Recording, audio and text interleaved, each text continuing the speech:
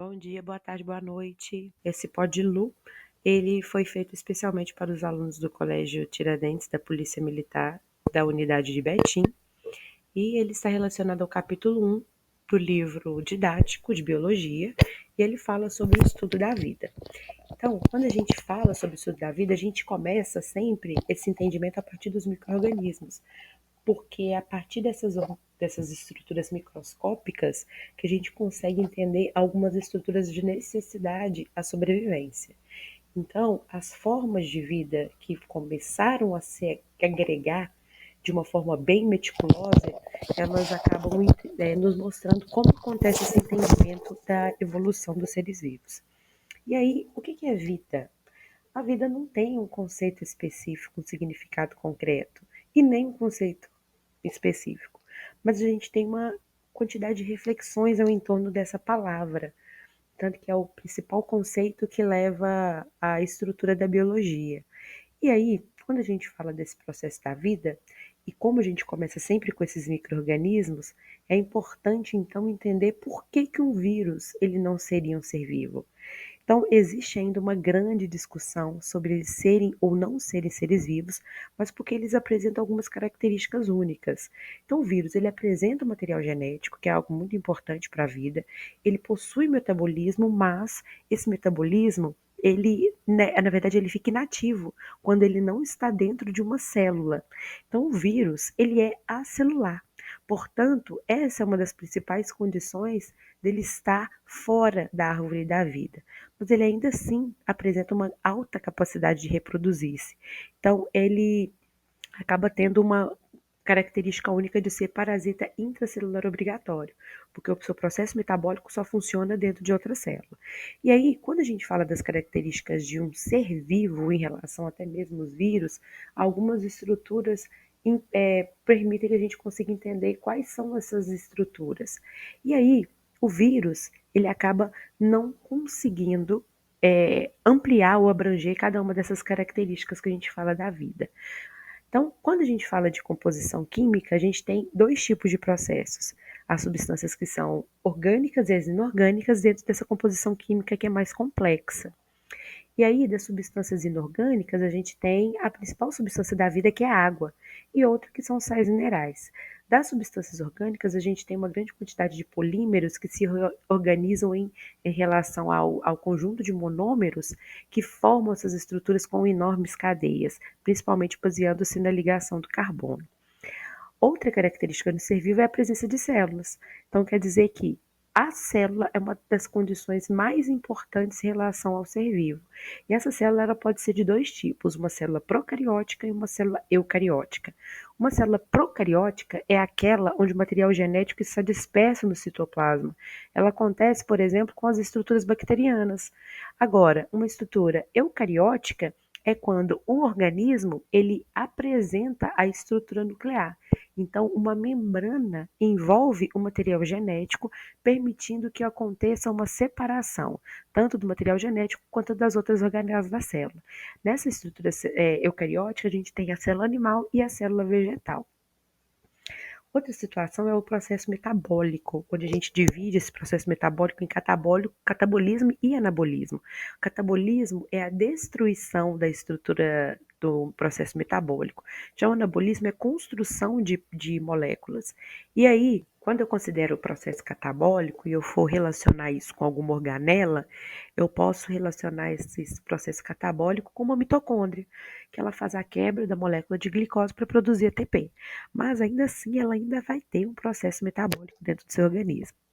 Já o processo anabólico, que acontece, por exemplo, com o ribossomo, com a síntese de proteínas, é quando ele vai unir estruturas monométricas formando uma partícula mais complexa. Outra característica do ser vivo é a reprodução, onde eu posso ter reprodução assexuada e a reprodução sexuada.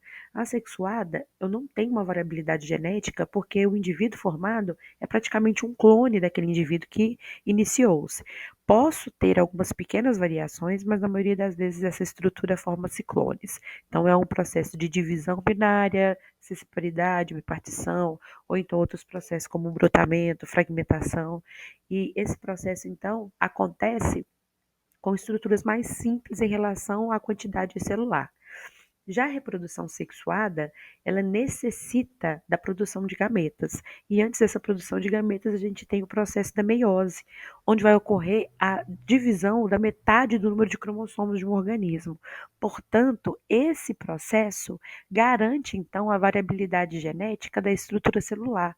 Quando vou ter um rearranjo dessas estruturas que vão ser divididas na meiose. Portanto, a reprodução sexuada é uma reprodução que ela faz com que os organismos eles aconteçam de forma diferente. Então, eu tenho indivíduos diferentes em cada processo. Agora, a hereditariedade é quando eu tenho a passagem de informações de um indivíduo para o seu descendente. Então, esse processo, baseando-se principalmente nos estudos das leis de Mendel, a gente consegue compreender que as características que nós recebemos, elas vieram dos nossos pais, e os nossos pais receberam dos pais deles. Então, a gente tem essa passagem de informações que, na verdade, depende da estrutura do material genético, e que vai passando de geração para geração. Outra característica é o desenvolvimento. Então, os seres vivos, eles nascem, crescem, desenvolvem, morrem. Então, são etapas que precisam acontecer para aquele ser vivo. Outra característica é a resposta a estímulos. Então, quando nós somos estimulados de alguma forma, a gente responde àquela ação. Chegando na estrutura do domínio, a gente fala principalmente dos 3 domínios principais. Na verdade, são os 3 domínios existentes, que é a bactéria, a arquea e a eucária, onde a árvore genealógica nos faz entender que existe um grande parentesco maior entre as arqueias e entre as eucárias, justamente por causa das características que eles apresentam.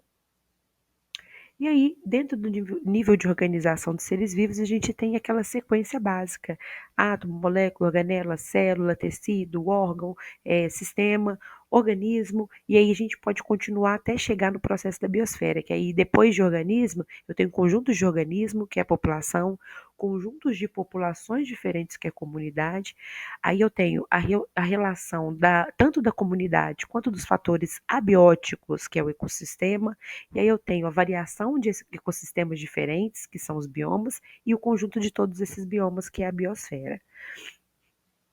E aí, é sempre importante entender que a biologia, ela se divide em áreas, e essas áreas permitem que a gente consiga compreender melhor cada ponto específico de uma estrutura, como a bioquímica, a citologia, a evolução, a genética, e assim a gente consegue entender o processo evolutivo da ciência.